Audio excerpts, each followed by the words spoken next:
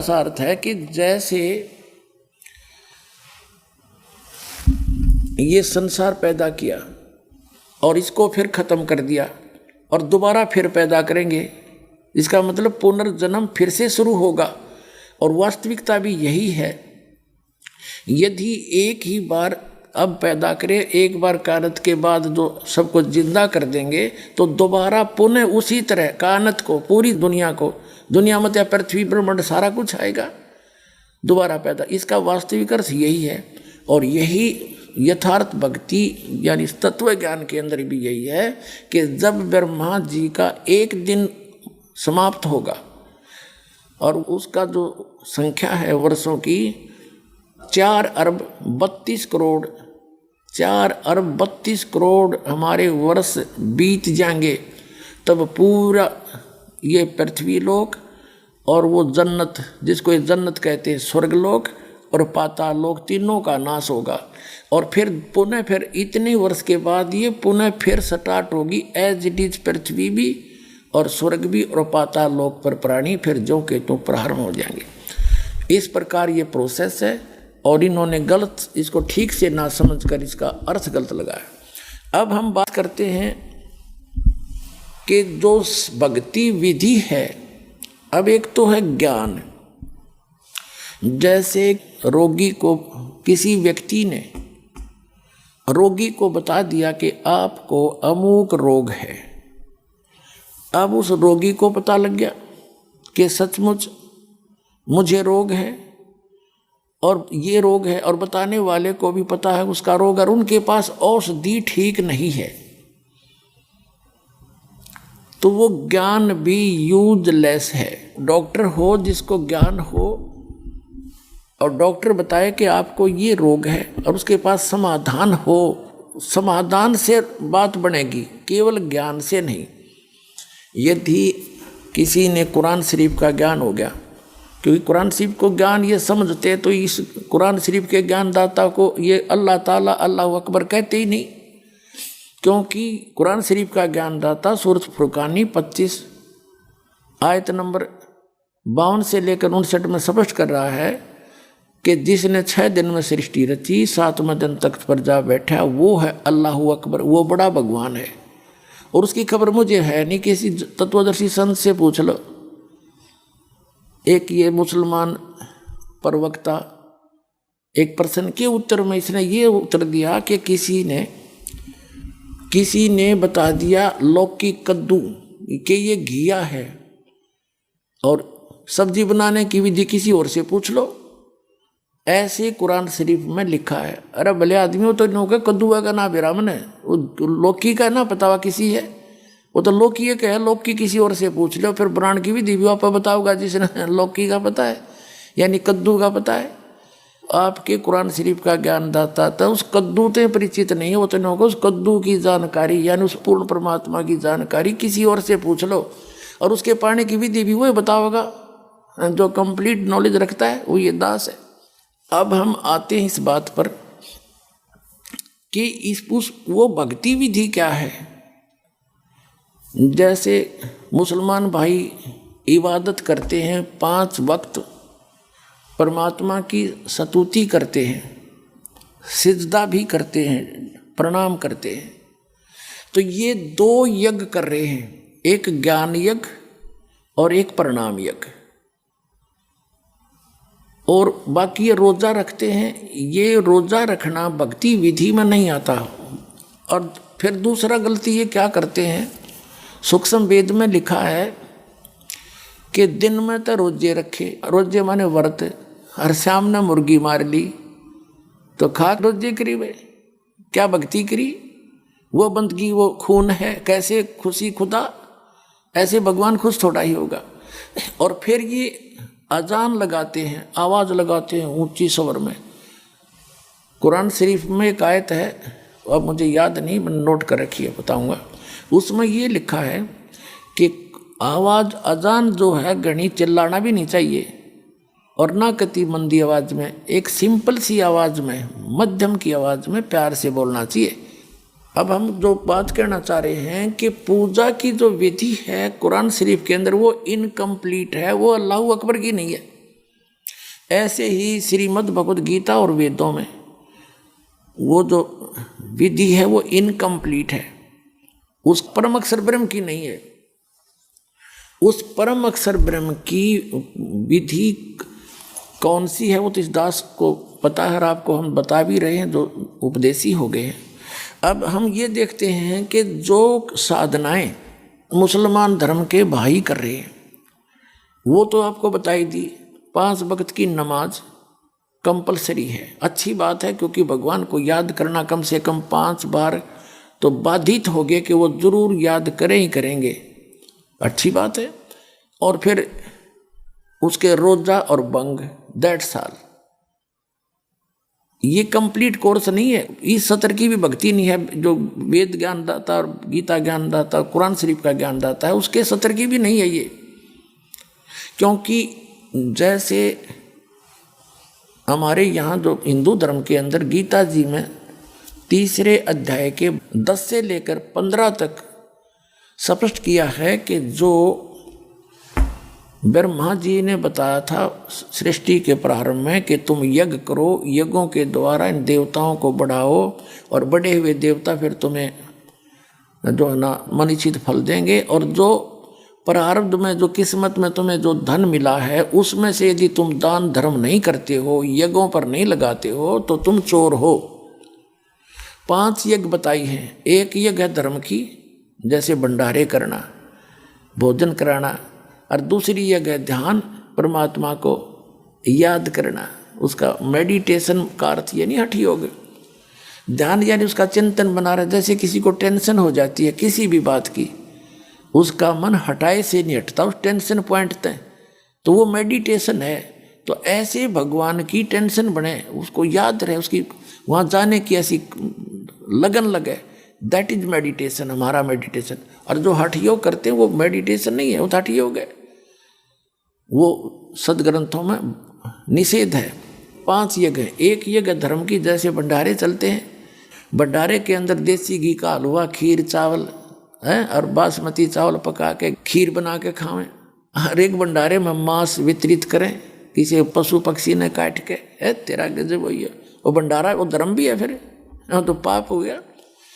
एक यज्ञ धर्म की, दूसरी यज्ञ ध्यान, तीसरी यज्ञ हवन की, देसी घी की जोत जलानी चाहिए। जैसे हम अपने देसी माने गाय भैंस का दूध, जिस देश में जैसा, उनका घी से जोत जलानी चाहिए, दूध से घी बनाकर, मक्खन भी नहीं, प्योर करके उस प्योर घी का, शुद्ध घी का जोत जलाते हैं। तो ये हवन यज्ञ है। और इन सभी यज्ञों का ही प्रतिफल वर्षा होती है, वर्षा से अन्न होता है, अन्न से मनुष्यों की तृप्ति होती है और उनकी उत्पत्ति होती है। फिर बताया है कि एक यज्ञ धर्म की, दूसरी यज्ञ ध्यान, तीसरी यज्ञ हवन की, चौथी यज्ञ प्रणाम, और 5वीं यज्ञ है तत्व ज्ञान की, सत्संग की, स्वाध्याय की। तो ज्ञान यज्ञ 5 वक्त की नमाज कर लो, ज्ञान यज्ञ, या सुबह शाम दोपहर के जो हम आपको नित्य नियम बताते हैं वो नमाज है आपकी। और जैसे सिख धर्म के अंदर एक जप जी का पाठ करते हैं, वो उनकी नमाज है। नमाज में स्तुति, भगवान की प्रार्थना। और प्रणाम यज्ञ सिख धर्म के अंदर भी ऐसे प्रणाम करते हैं, और मुसलमान धर्म भी इसको प्रणाम बताते हैं जब सजदा करते हैं, ठीक है। तो 3 यज्ञ तो हम सभी में चल रही है। एक भंडारा, जैसे मुसलमान धर्म में ये तो मांस से वितरित करें, भंडारा धर्म यज्ञ रही कहाँ इनके पास। तो एक इनके पास कौन सी यज्ञ है? एक यज्ञ है उनकी ज्ञान यज्ञ, नमाज करते हैं। दूसरी प्रणाम यज्ञ। बाकी जो यज्ञ हैं वो यज्ञ नहीं है।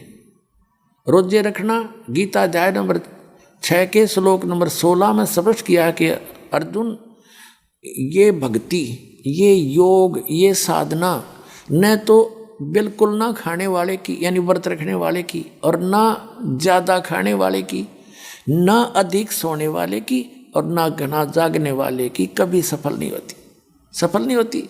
यानी व्रत रखना भी प्रोहिबिटेड है, निषेध है गीता जी में। तो व्रत तो किसी भी सदग्रंथ में नहीं कहा गया है। इतना खावे प्रथम अंजल संयम राखै, योग युगत सब सतगुरु भाखै। इस योग की युक्ति सतगुरु बतावेंगे वो के बतावेंगे, प्रथम अंजल संयम राखे। इतना भी नहीं खावा दड़ी पक्का फिर टूटे अंगड़ाई नींद आ जा, और इतना कम भी नहीं खावे कि आंख मुस जा। सारे जैसे दास पहले हनुमान का व्रत रखा करता मंगलवार का, और छोटी उम्र में शुरू कर दी थी। हनुमान तो याद आता नहीं, रोटी याद आया करती कद 12 बज्जर तुरमा खावें। इसी साधना थी हमारी। बताओ क्या भक्ति थी।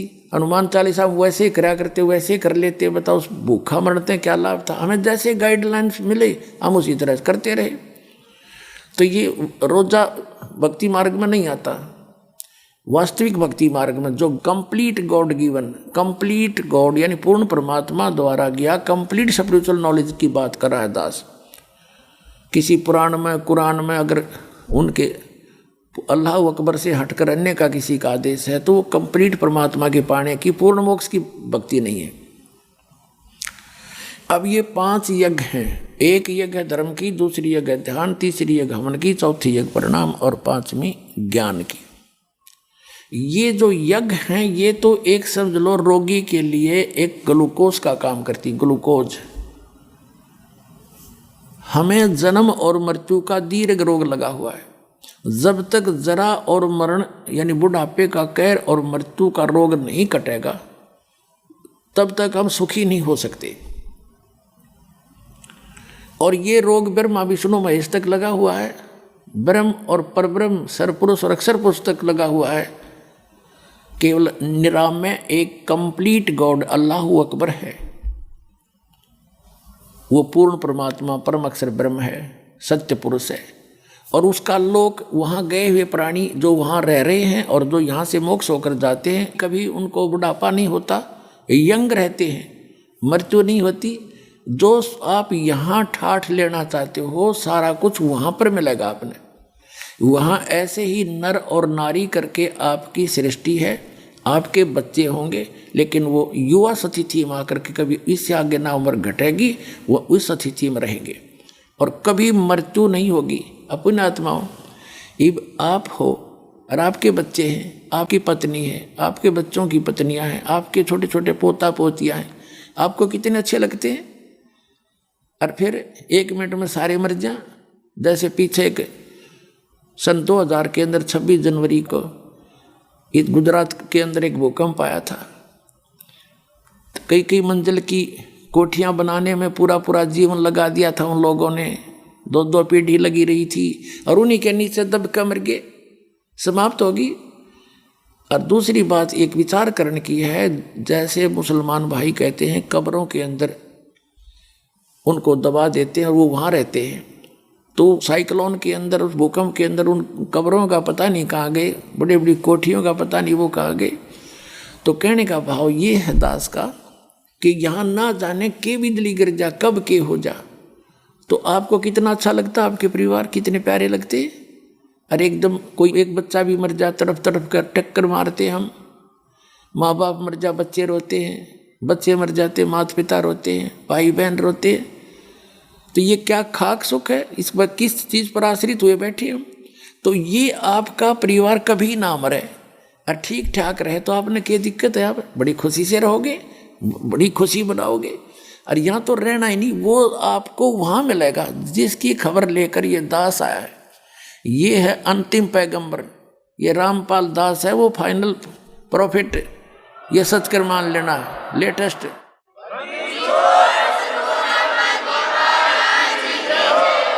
और विद कंप्लीट स्पिरिचुअल नॉलेज और with complete method of worship इस दास के पास है, बताते हैं।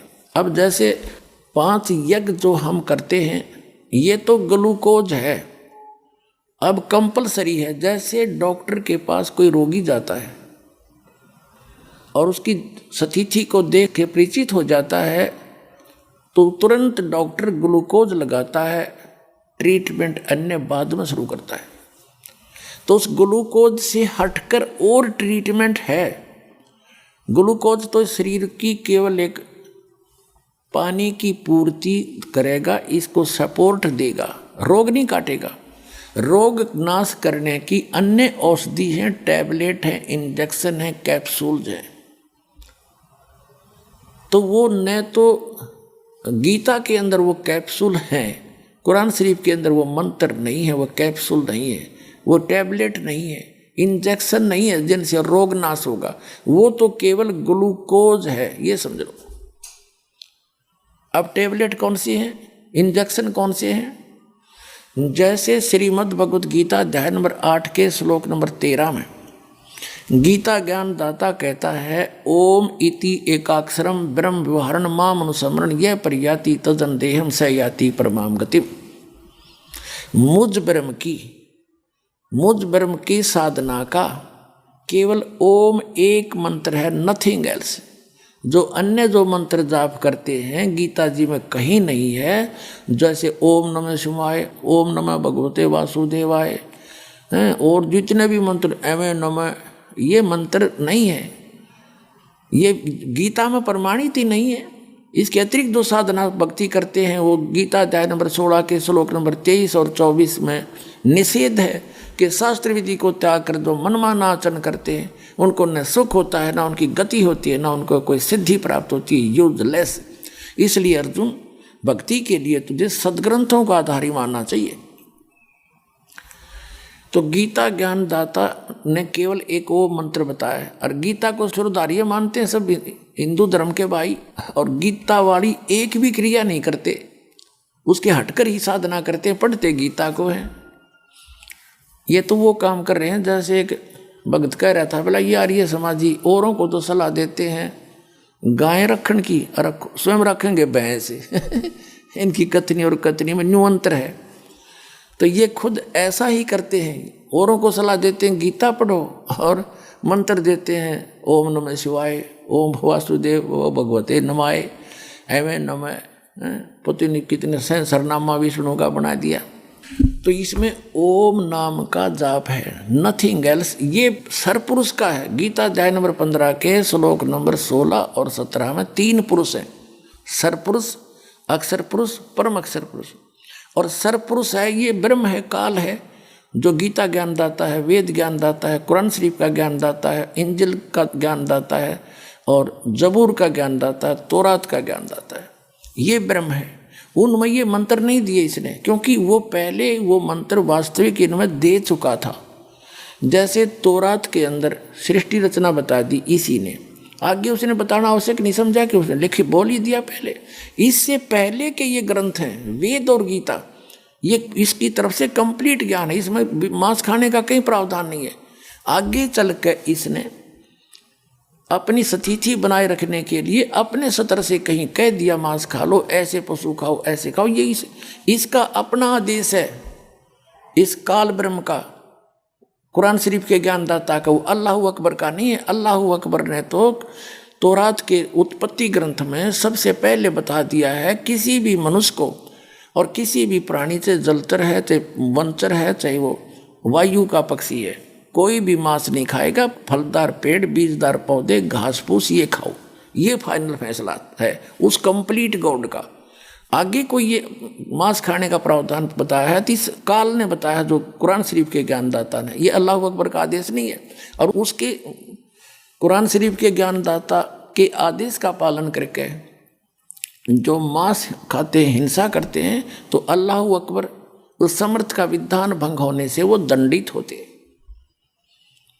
फिर एक उदाहरण देते हैं, जैसे एक SHO का मित्र था कोई, दरोगा जी का। उसने कहा कि दरोगा जी, मेरा एक पड़ोसी है, मेरे साथ वाला मकान वाला, मुझे बहुत परेशान रखता है, किसी तरह भी बाज नहीं आता, क्या इलाज करूं? SHO ने कहा कि मार उसका लठ, माप देख लूँगा, मार दे उसको। उसने अपने पड़ोसी के साथ जाकर झगड़ा ठान दिया, SHO की आज्ञा मान के, एक अधिकारी की, और उसका पड़ोसी मर गया, साथ के मकान वाले की मृत्यु होगी। राजा का विधान था, जो किसी को मारेगा उसको सजाए मौत होगी। उस अधिकारी SHO की आज्ञा का पालन करके एक व्यक्ति की मृत्यु कर देने से उसको सजाए मौत हुई, क्योंकि उसने राजा का कानून तोड़ दिया एक अधिकारी के कहने से, अधिकारी की आज्ञा पालन करके। इसी प्रकार वो कंप्लीट गॉड का विधान उसने बता दिया तौरात के अंदर, बाइबल के उत्पत्ति ग्रंथ में, कि कोई भी मांस नहीं खाएगा, तुम्हारे लिए ये बहुत भरपूर खजाना दे रखा है। उसके अतिरिक्त किसी कुरान शरीफ के ज्ञानदाता ने आदेश दे दिया मांस खा लो, ऐसा खा लो, ऐसा ना खाइयो, तो वो अल्लाह अकबर का आदेश नहीं, उस दरोगा जी का आदेश है। उसका पालन करने से आपको दंडित होना पड़ेगा।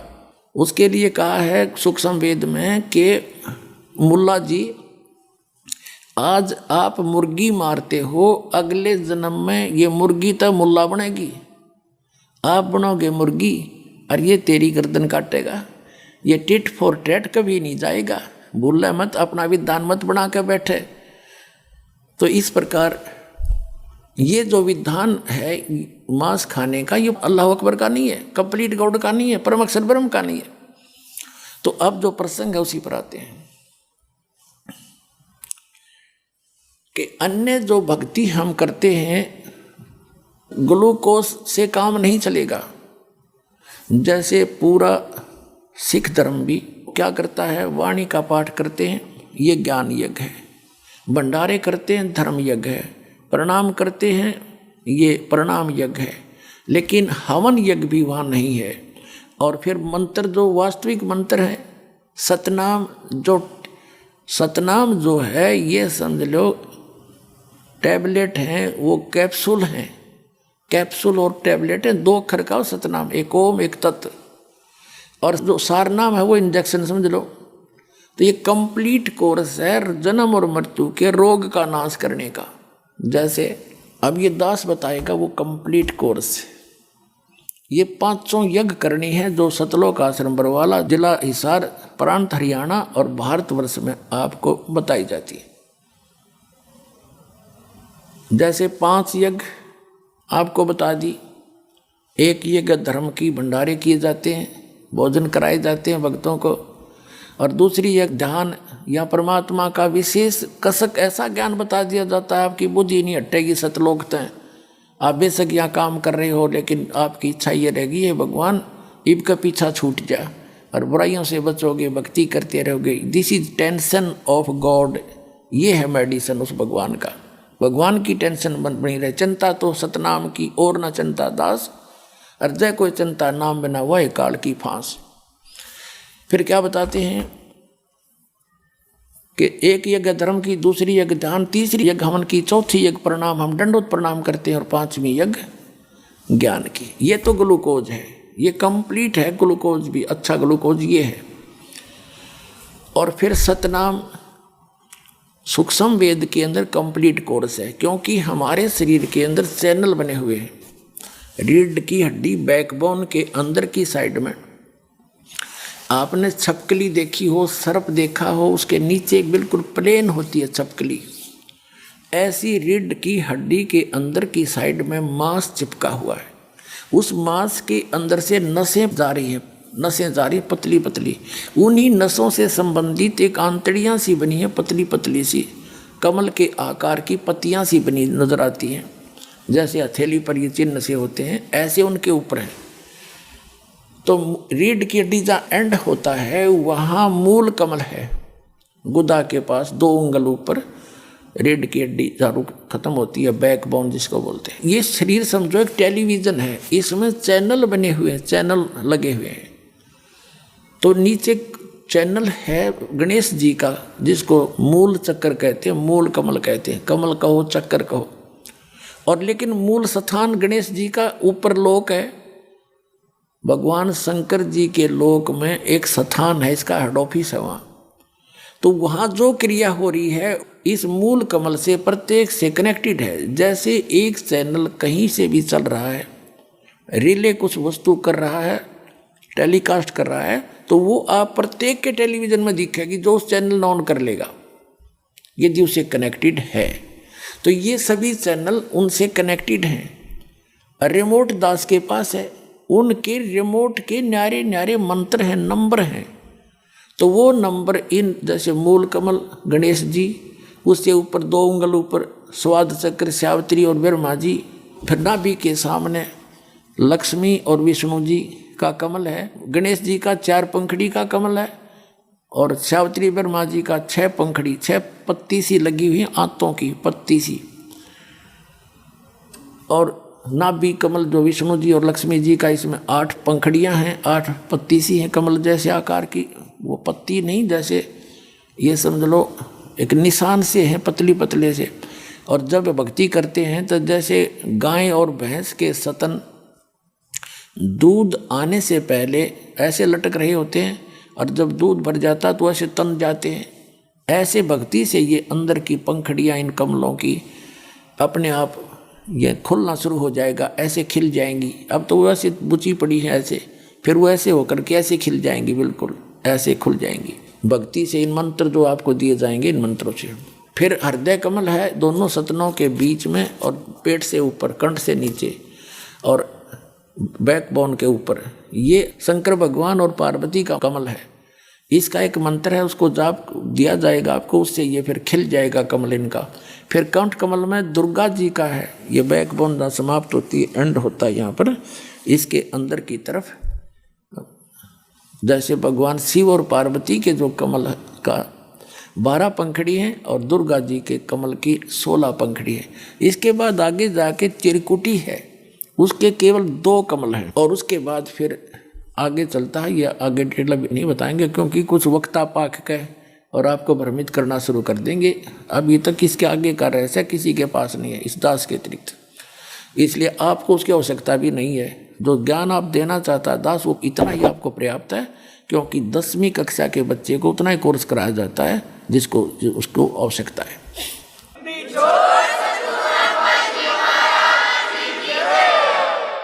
अब ये है कमल, आपको जो प्रथम मंत्र दिया जाता है वो मंत्र है।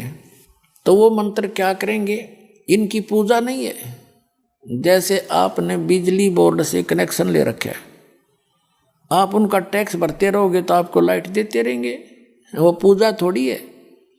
वो तो एक हमारा कर्तव्य है एक नेक नागरिक का कि उनका बिल भरो और अपना उनसे सुविधा लो, न तो बंद कर देंगे वो। तो हमने यहाँ जीने के लिए यहाँ के ये प्रधान हैं, ब्रह्मा विष्णु महेश दुर्गा और गणेश। तो ये यहाँ के तीनों सोच ले डिपो होल्डर हैं ये।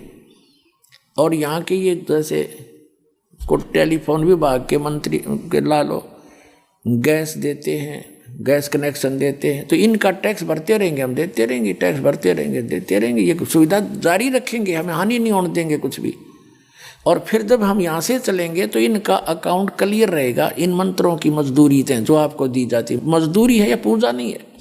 जैसे आपको बहुत बार उदाहरण दिया है, जैसे हमने जल प्राप्ति करनी है, जल हमारा पूज्य है, हमारा इष्ट जल है, उसकी प्राप्ति के लिए जो प्रयत्न है वो हमारी मजदूरी है, वो पूजा नहीं है। जैसे इन मंत्रों का हम जाप करेंगे तो ये मजदूरी है, ये साधना है, ये पूजा नहीं है। साधना अलग है, पूजा अलग है।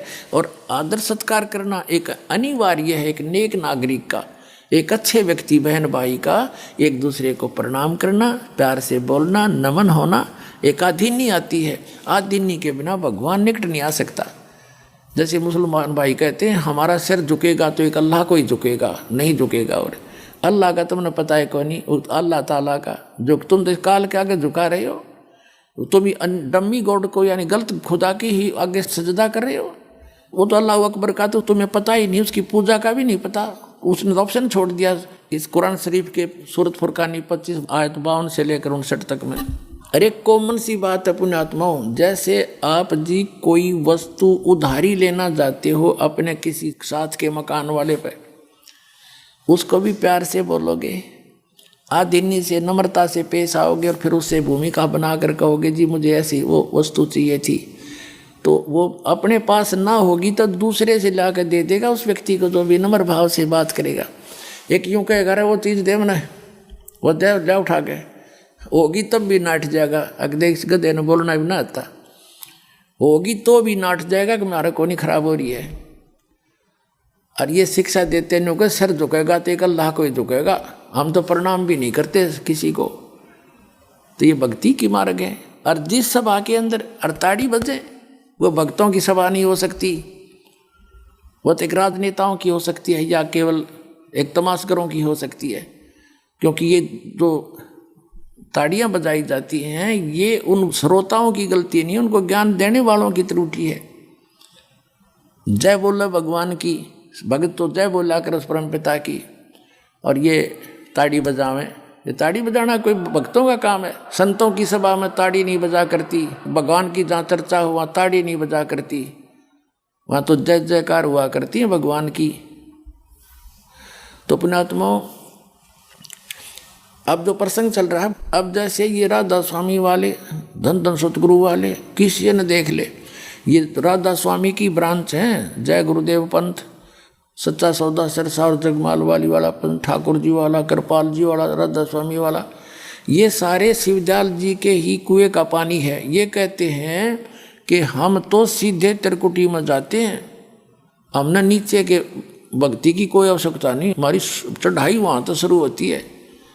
देख अकल देखो इनकी, हमने स्वदेश जाना है, हम विदेश में रह रहे हैं, मान लीजिए किसी विदेश में रह रहे, स्वदेश आना है, तो वहाँ से सभी नो ड्यू सर्टिफिकेट लेकर ही हम वापस आ सकते हैं।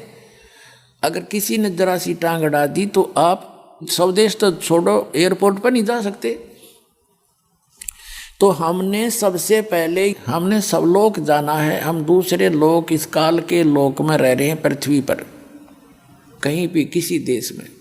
तो यहाँ से जाने के लिए हमने पहले इनके प्रधानों से नो ड्यू सर्टिफिकेट लेना पड़ेगा। और वो प्रधान आपको बता दिए, ये शरीर में बैठे हैं, आप इनकी भक्ति करते रहोगे, इनमें ऑटोमेटिक जमा होंगे, उसके खाते में पहुँच जाएंगे। और जब यहाँ से आप चलोगे तो ये आपके सब मार्ग क्लियर मिलेगा त्रिकुटी तक। त्रिकुटी पर जाना कोई बालकों का खेल नहीं है, ये तो मारे सट्टे पे, मतलब इन्हें ज्ञान नहीं, राधा स्वामी वाले धन धन सतगुरु वालों को तो इन्हें सतनाम का नहीं पता आज तक है क्या। और वही सतनाम, वही सतलोक, वही सचखंड, वही सार शब्द, वही सारनाम, वही सतपुरुष तो ये जाओगे कहाँ?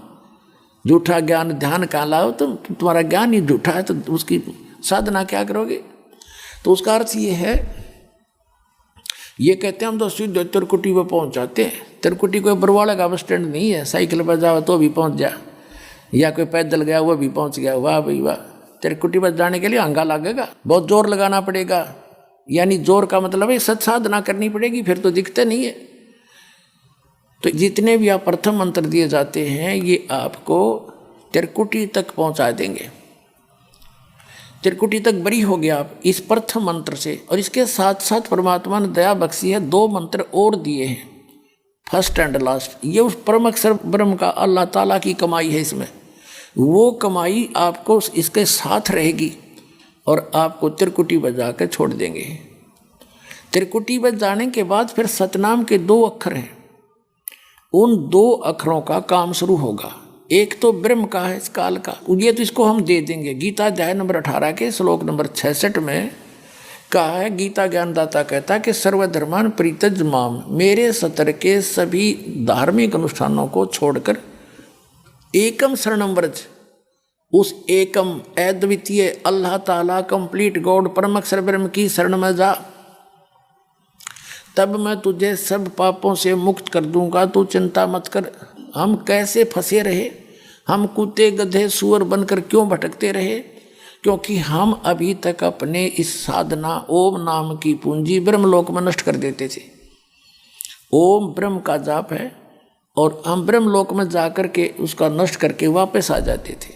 अपने आत्माओं, यहाँ आप भ्रमित हो जाओगे थोड़े से कि जैसे प्रथम मंत्र में भी ये मंत्र हैं और सतनाम के अंदर भी इनका समावेश है, तो यहाँ ये समझ लेना कि जिस मंत्र से, जिस नाम से हम जिसको सुरत लगाकर उसका जाप करते हैं तो वो उसी का बोधक होता है, उसी का लाभ देता है। जैसे एक लड़की के पिता का नाम हरि सिंह और उसके पति का नाम भी हरि सिंह, कुदरती ऐसा इत्तेफाक हो गया। अब जब वो अपने पिता का नाम लेती है, हरि सिंह की हूँ, बेटी किसकी? हरि सिंह की, पत्नी किसकी? हरि सिंह की, तो उस समय उसकी सुरती अपने पति के ऊपर होती है, सूरत पर, कि मैं उसकी पत्नी हूँ। हरि सिंह नाम दोनों है। इतना ही काफ़ी समझ लेना, भ्रमित ना होना, क्योंकि ये अध्यात्म ज्ञान है, बालकों का खेल नहीं है। आप तो अज्ञान से भरे पड़े हो। अब उस अज्ञान को निकालने के लिए दास को इतना प्रयत्न करना पड़ा है, इतने बड़े बड़े उदाहरण ला करके सब फिर सेट करना पड़ रहा है, तब ये यथार्थ ज्ञान आपने सुहावेगा। ये प्रयत्न इसलिए करा था। तो सतनाम 2 अक्षर का है, इसमें एक ओम एक तत् गुप्त है। प्रसंग चल रहा था कि ये कहता है कि मैं तुझे सब पापों से मुक्त कर दूंगा। कैसे कर देगा कि हम पहले ओम नाम का जाप ब्रह्म का है, इसकी भक्ति करते रहे ऋषि लोग, और हम पहुंच गए ब्रह्मलोक में। इसकी कमाई खत्म हुई, फिर पृथ्वी लोक पर आगे देवने कुत्ते, इस हमने यह पूंजी यही नाश करते रहे अपनी।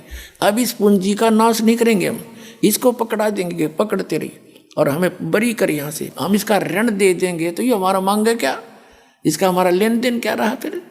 तो इसको जैसे पहले क्या होता था, साहूकार लोग जो छोटे व्यक्ति निर्धनों को अपने मजदूर बना लेते थे, उनको पहले पैसा दे देते थे, थोड़ा बहुत 1000 2000 10,000 जैसा भी। अब वो उसको कहता मेरा इतने दिन में नहीं दिया ना तूने मेरा पैसा, तो तुझे मजदूर लगा दूंगा।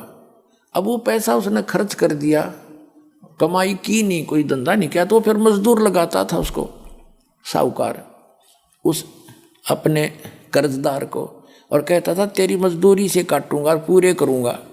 तो फिर हम क्या करेंगे, उस मजदूरी जो पैसा हम कमाएंगे हम खर्च नहीं करेंगे, इसको दे देंगे, ये आपको मजदूर नहीं रखेगा, छोड़ देगा।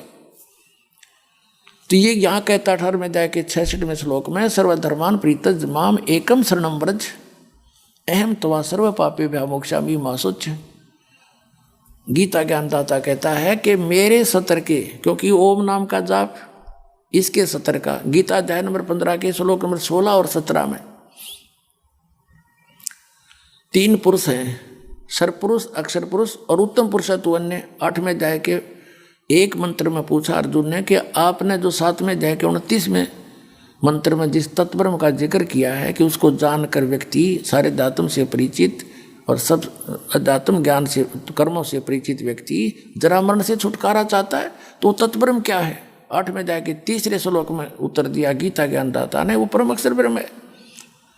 तो यहाँ गीता अध्याय नंबर 15 के श्लोक नंबर 16 और 17 में 3 पुरुष हैं, 3 प्रभु हैं। सरपुरुष ये ब्रह्म है गीता ज्ञानदाता, अक्षर पुरुष ये परब्रह्म है जो 7 संग ब्रह्मांड का स्वामी है। गीता ज्ञानदाता केवल 21 ब्रह्मांड का स्वामी मालिक प्रभु है।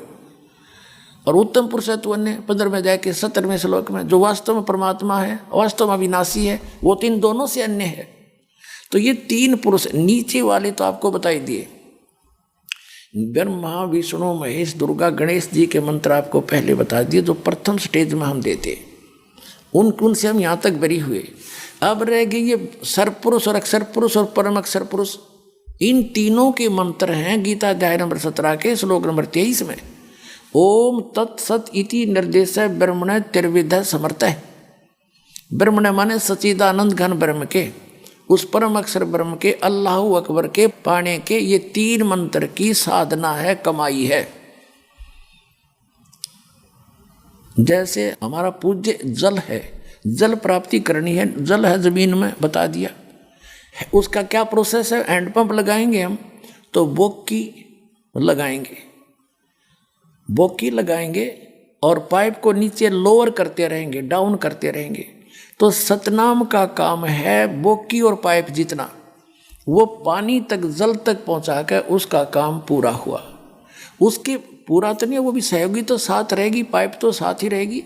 फिर जब तक हैंडपंप नहीं लगाया जाएगा, ऊपर मशीन नहीं लगाई जाएगी, तो उसकी भी पूजा करनी है। चाहे मोटर लगा के कर लो, चाहे हाथ से कर लो, वो उसकी मोटर लगाओगे तो उसका पावर का, बिजली का खर्चा देना होगा, वो भी साधना करनी पड़ेगी। हैंडपंप लगाया, हैंडपंप है सार नाम, वो सत्य शब्द गीता अध्याय नंबर 17 के श्लोक नंबर 23 का जो ओम तत्सत, ओम और तत् ये 2 मंत्र, ये तो सतनाम है, समझो श्वास उ श्वास की बोकी, श्वास उ श्वास से सिमरण इसका, ये तो बोकी ने काम कर दिया। सार नाम नहीं मिला, यानी सार नाम नहीं जोड़ा उसके ऊपर, पाइप के ऊपर हैंडपंप नहीं लगा तो काम फिर भी अधूरा ही है, वो पूज्य वस्तु प्राप्त नहीं हुई। तो फिर हैंडपंप लगा दिया, यानी सार शब्द आपको दे दिया, सार नाम दे दिया आपको, तो फिर उसकी भी साधना करनी है, तभी वो जल मिलेगा, हैंडपंप हिलाना पड़ेगा।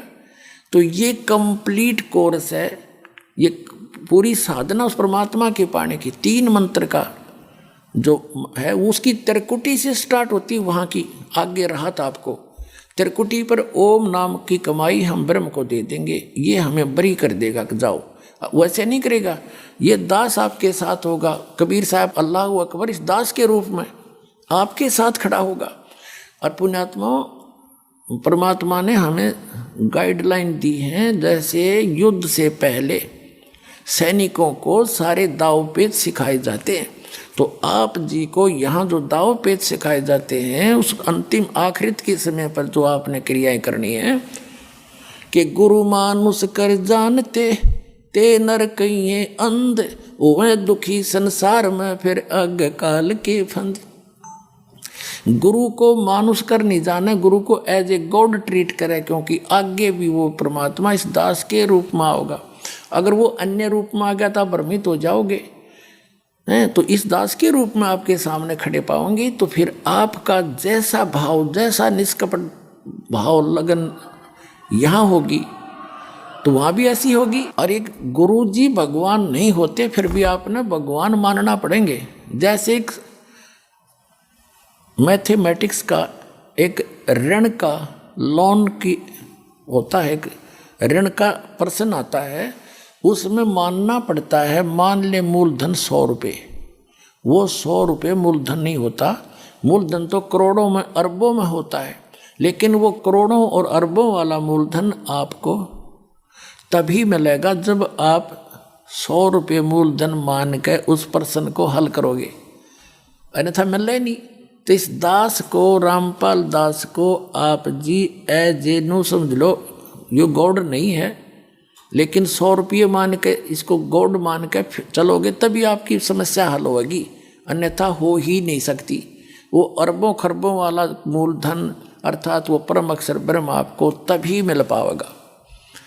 तो इसके लिए जब आप त्रिकुटी से आगे चलोगे, त्रिकुटी पे मिलेगा भगवान इस दास के रूप में। वह बहुत बड़ा मेला भरा होगा, बहुत बड़े नज़ारे होंगे, काल के दूत चारों तरफ, कोई नाच रहा है, कोई गा रहा है। और ताकि आपने यहाँ से इसलिए साधा जाता है आपको कि इंद्र दा राज काग दा बेष्टा ना भोगा इंद्राणी नु। इंद्र का राज भी, स्वर्ग का देवताओं का राज भी काग की बीट समझ लेना हमने कतई नहीं चाहिए, तब आप वहाँ जा सकोगे। और कितनी सुंदर औरत हो, कहते इंद्र की पटरानी भी क्यों ना हो, हमारे लिए वो धिक्कार है, उसको भी नहीं थूकना भी नहीं है। क्योंकि वहाँ जाकर जो आपको वस्तु मिलेगी, यहाँ की वो नकली वस्तु है, यहाँ नाशवान है, वो अविनाशी है। आपको सारी वहाँ पर आपका ऐसा ही परिवार होगा, ऐसे आपके विवाह होंगे और सारा कुछ वहाँ ठाठ से रहोगे। फिर दूसरा मंत्र है सतनाम का, ये अक्षर पुरुष के लोग जो 7 सिंह ब्रह्मांड का क्षेत्र है उसको पार कराएगा, उसकी कमाई उसको किराया देंगे, उसका टैक्स है इतना लंबा चौड़ा, तब वो जाने देगा, नहीं तो नहीं जाने देगा। फिर जो तीसरा मंत्र सार नाम है, उसकी कमाई आपको सतलोक में प्रवेश कराएगी, इसलिए आपकी मुक्ति हो जाएगी।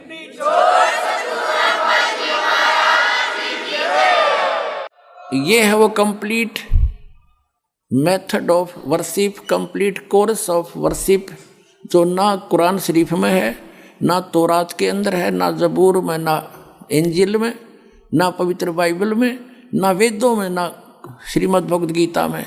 वो सूक्ष्म वेद में पूर्ण परमात्मा द्वारा दिए गए ज्ञान में है, वो इस दास के पास उपलब्ध है।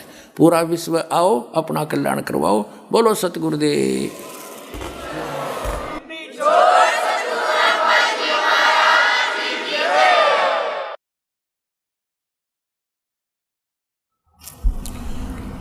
पुण्यात्माओं, मानव शरीर इस प्राणी को केवल परमात्मा प्राप्ति के लिए ही प्राप्त हुआ है,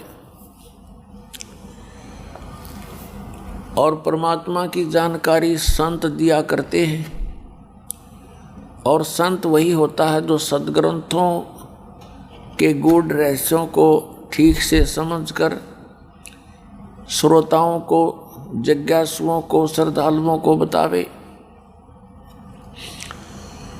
सद्ग्रंथ क्या होते हैं? सद्ग्रंथ उनको कहते हैं जो गॉड गिवन ज्ञान होता है। पुण्यात्माओं, हमें यही भूल लगी रही अभी तक कि हम जिस भी संत ऋषि से संबंध हुआ जिससे हम मिले, उन्होंने जैसा भी ज्ञान दिया हमने उनके वचनों को सत्य माना। कारण क्या था कि हमारी जो आध्यात्मिक जो ज्ञान की बुद्धि थी वो विकसित नहीं थी, और हम ये सोच लेते थे कि इस महापुरुष ने, इस संत ने, ऋषि ने कई वर्षों से साधना करके और परमात्मा को प्राप्त कर लिया होगा, और इसने परमात्मा की महिमा को ठीक से जान लिया होगा। लेकिन हम इतना भी नहीं सोच पाते थे कि कोई संत परमात्मा की कुछ डेफिनेशन बता रहा है, दूसरा अन्य ही परिभाषा बताता है। उनके अनुभव भी भिन्न भिन्न होते थे। परमात्मा से प्राप्त करने वाली जो साधना होती है वो भी हमें भिन्न भिन्न ही बताया करते थे। अब तत्व ज्ञान से पता चला कि परमात्मा की महिमा को परमात्मा ही बता सकते हैं। जीव की बुद्धि अगर परमात्मा वाले स्तर पर पहुंच गई तो वो तो परमात्मा ही हो गया। तो आज तक जितने भी ऋषि महर्षि हम सुना करते थे और उनके कारनामे कृष्ण भी हम सुना करते थे। उदाहरण के तौर पर कि अगस्त ऋषि ने 7 समुद्रों को एक ही घूंट में एक चुल्लू बनाई थी और सब सुकड़ गए थे, उसकी मुट्ठी में आगे एक घूंट में पी गया था। अगस्त ऋषि जी ने 7 समुद्रों को एक घूंट में पी लिया था। पुण्यात्मा, ये जो आज की विज्ञान वाले अपना सिर पटक लियो, इन 7 समुद्रों को एक घूंट में पी के दिखा दियो, तो ये कितना ही विज्ञानी बन जाना। क्योंकि साइंस एक सेपरेट इशू और गॉड इज कंप्लीट कोरस है, कंप्लीट है इन ऑल रिस्पेक्ट। तो इन ऋषियों ने उस परमात्मा की भक्ति की, उससे शक्ति प्राप्त करी, लेकिन वो परमात्मा नहीं हो सकते। थोड़ी सी शक्ति प्राप्त कर ली। अब जैसे थर्मल प्लांट है और एक 220 केवी का एक पावर हाउस है, वो थर्मल प्लांट नहीं हो सकता। इसी प्रकार जैसे किसी ने अपनी बैटरी चार्ज कर ली और उस इन्वर्टर से वो जगह जगह जाकर उसके कारनामे दिखा रहा, कभी पंखा चला देता है, कभी ट्यूब जला देता है, वो तो बैटरी डिस्चार्ज कर रहा है अपनी चौनी के चक्कर में। तो ये ऋषि जो थे ये बैटरी चार्ज कर ले थे भगवान से उसका कनेक्शन जोड़ के, और फिर आगे तमाशे दिखाया करते थे। ये जादूगरी थी, ये सिद्धियां जो है जादूगरी होती है। तो पुण्यात्माओं, अध्यात्म ज्ञान के अभाव से हम ऐसे चमत्कार दिखाने वाले ऋषि महर्षियों को हम परम संत मान बैठे थे। ऐसा करिश्मा कोई कर दे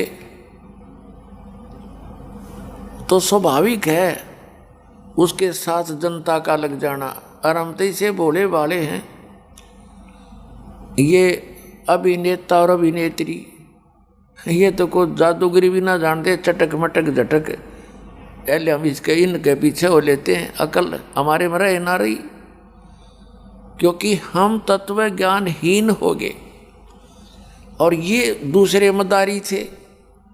ये हीरो और हीरोइन, ये भी एक मदारी समझ लो, अपनी रोजी रोटी के लिए 100 बकवास कर डालेंगे।